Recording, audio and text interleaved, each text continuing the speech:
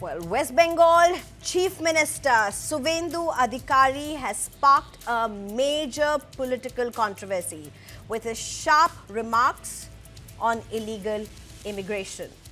And if we can just show the visuals of what is increasingly emerging as infiltrators or illegal immigrants from Bangladesh who are en masse leaving West Bengal. Adhikari, in fact, has said illegal Bangladeshi infiltrators should run as quickly as possible, warning that the government would take strict action against them.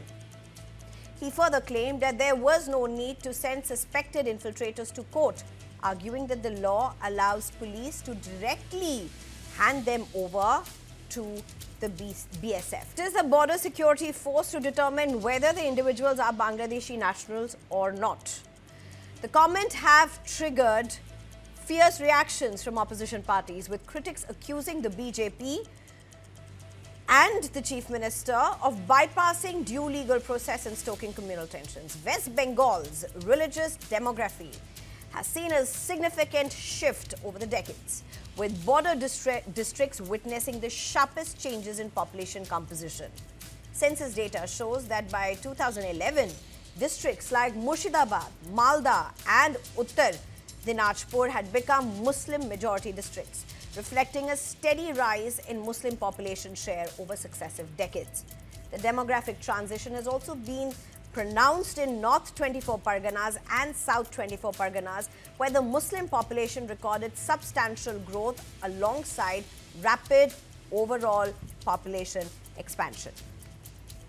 While Hindus continue to remain in majority in the state overall, the changing district-wise composition has increasingly become part of Bengal's political and social discourse, especially around issues of migration, border demographics and welfare politics. West Bengal's religious demography has seen a steady shift over 6 decades.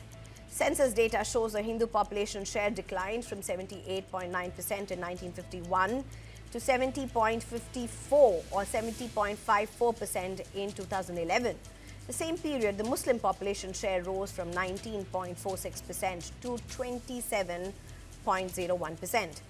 That marks an 8.36 percentage point drop in the Hindu share and a 7.55 percentage point rise in the Muslim share between 1951 and 2011.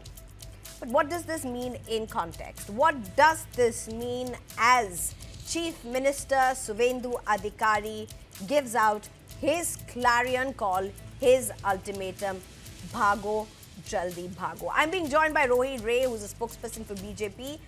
I'm also being joined by Shubhankar Bhattacharya, who's a political analyst, Pratim Ranjan Bose, who's a senior journalist, and Shikha Mukherjee, who's a senior journalist. Thank you very much, all 4 of you, for joining me at this point. All these people who are trying to flee at this point, they are not resisting it. No one has told them to leave. They're doing it by themselves. This clearly seems just days within the massive victory for Suvendu Adhikari and the BJP in West Bengal. This clearly seems to be the first step that is being welcomed across board. Nobody really forcing them to return. Well, I won't comment actually on what Mr. Bose said over here, and rather I'll prefer making my own submission over here. See, the thing is that what I observed through this thing, if there are 2-3 questions which are actually legal, which Suvendu Adhikari has actually bypassed. Let us talk about it first.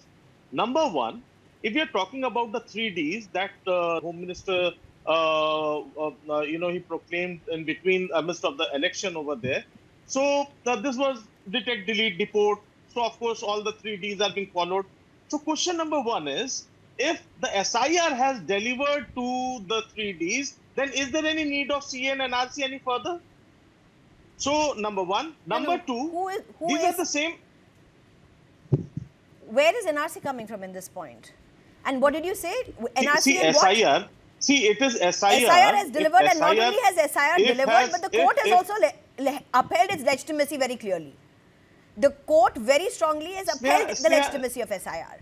Sneha, for any debate, actually you need to understand the entire submission first. No, You need sure. to So that's get why I my told you version to repeat first. yourself. That's why I told you to repeat yourself, sir.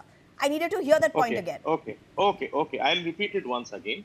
Number one, SIR was not meant for detecting the citizenship. That is not the process of SIR. SIR was only meant to, SIR gives you the right to vote or not. That only decide that do you have that right to vote or not, right? So the 27 lakh voters who were actually couldn't vote, you cannot say that these are all illegal immigrants, because that is not what SIR Fair. That's the actually court should has also say. very For clearly said that, that. number one, right? So SIR, so this is not actually, it is not, SIR is not delivering to this particular number that is sitting over there at the Bangladesh border, number one. For that, there is another act. You have brought in an amendment. We had a Citizenship Act. You have brought a fresh amendment to it. Now that has to go on, you have to imply that over there. For that also, you need a proper census. You have to go through the entire process. The thing is, these illegal immigrants are in few thousands who don't have the papers. Number one, if they had the papers, they could have legally fought for it. So they are not having the papers. They have to go back. They also know very well.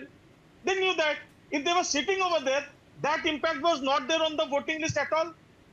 They couldn't present it, didn't have But it's not anyone of really, them.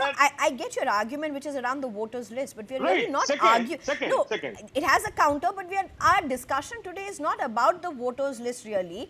It could be a byproduct. Our discussion I'm today just saying, is about what Suvendu Sneha, Adhikari has repeatedly spoken about, a Sneha, demographic change. And not just Suvendu right. Adhikari, but the BJP as well. Sure. What I'm saying over here, that this is not due to SIR, number one. This is because they are uneducated. This is the fear that has mongered among them, the kind of rhetoric that has reached their ears. So before anything falls out to them, they are always living in fear, whether in this side of the world or that side of the world. They are supposed to, they are those poor people who have to, they will be made to run. The Bangladesh is not ready to accept, else they won't be sitting over here. Number one. Number two, there has been an incident in last year, somewhere around say 4th or 5th of May 2025, 40 odd people from Delhi were chosen and taken from there. Not chosen, they were actually detected as infiltrators, and they were sent to Andaman and Nicobar. And then from Andaman and Nicobar, they were sent on a live boat with life jacket and were forced to, get down in the water, and they were left over there, which the matter went to even to the UN, and it became a thing of discussion over there, and that has actually, it brought a lot of shame to India due to human rights and everything, associated with it. So the thing is that we are not creating a provision. The matter is not about infiltration, or everybody wants to get rid of infiltrators and everything. And that has always been the prerogative of the central government only. But the thing is, what kind of arrangement have you made? What kind of, what kind of That's exactly what's being said. negotiations Hand you them have over with to the other BSF countries? directly. That's exactly what CMS said. Rohi Roy, do you want to respond to this? See, BSF cannot, see, this is a couple of thousands. But if, say, by Suvendu Adhikari's word, if you are saying there are crore of, the Muslims who are living as an infiltrator, then it will be a thing to Okay, actually, I'll go to Shikha Mukherjee on that. But very quickly before that, Rohi Ray, please respond. He used a particular term, poor people, for these people. Who are these poor people? In Khagrakar bomb blast, it was some Bangladeshi infiltrators who came to India, set up a factory of some terrorist groups, and then they had a bomb blast. And these are poor people. Who are these poor people? Last year, Assam ATF came to West Bengal to find that in Lalgola and Borough of Murshidabad area of West Bengal, these terrorists had voter cards of 2 constituencies, and they were having their own Islamist agendas running in the land of Murshidabad. These are the poor people we are talking about. Honestly, I have no sympathy for them. BJP has no sympathy for them. If you are a Bangladeshi Hindu, or if you are a minority in Bangladesh, we will, through CAA, give you citizenship. Other than that, you do not have any right to stay in India. Now, you go to Bangladesh or you jump in the Bay of Bengal, we don't care about your existence. As simple as that. Now, the thing is that, see, this TMC party and these leftist parties, for years they have actually protected this particular vote bank. Mamata Banerjee herself raised the issue when she was in opposition on how how CPIM protected this vote bank. And as far as TMC is concerned, I want to raise certain points here. It came out in the news a few years back. Later on, it was not much discussed. TMC MLA currently, Beleghata from TMC, Kunal Ghosh, at that point of time, he was arrested by his own police in Sarda scam. Later on, when the investigation went to CBI, he made some scathing allegations. Allegation number one was that the Sarda scam money was being used by Jamaat-e-Islami to fund anti-Bangladesh, to fund multiple riots and things in Bangladesh, and these were passing through TMC. This was alleged by current TMC MLA Kunal Ghosh. And who was doing the funding? According to Kunal Ghosh, it was TMC MP Imran Hassan.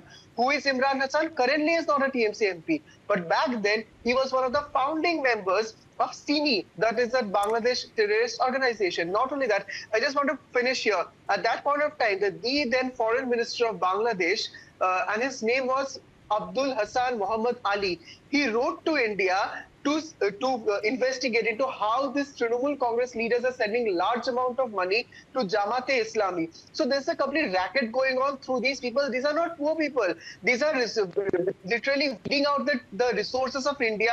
They do not deserve to live in West Bengal. We don't care I about just their need 5 human seconds rights. to rebut.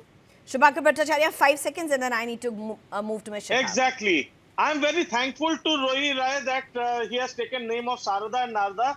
Please do remind your party about the same. I request you I to took join the name of hands. Sharoda, At least you and have the Suvendu biggest Adhikari. beneficiary of Sharoda is Mamata Kindly have some Bandyopadhyay. guts. The See, I biggest was not- beneficiary Okay, of that's exactly Sharoda's the scam is reason why I Mamata didn't rebuttal, Please take because the name I of knew Suvendu what would be the Adhikari. response, and I knew what Don't Shubhankar would be forget, saying. your So, Suvendu Adhikari was the biggest culprit all right, of the okay. Sarada Narda Let scam. me get back to the topic. Let me get back to the topic. Let me get back to the topic. Allow me, both of you gentlemen.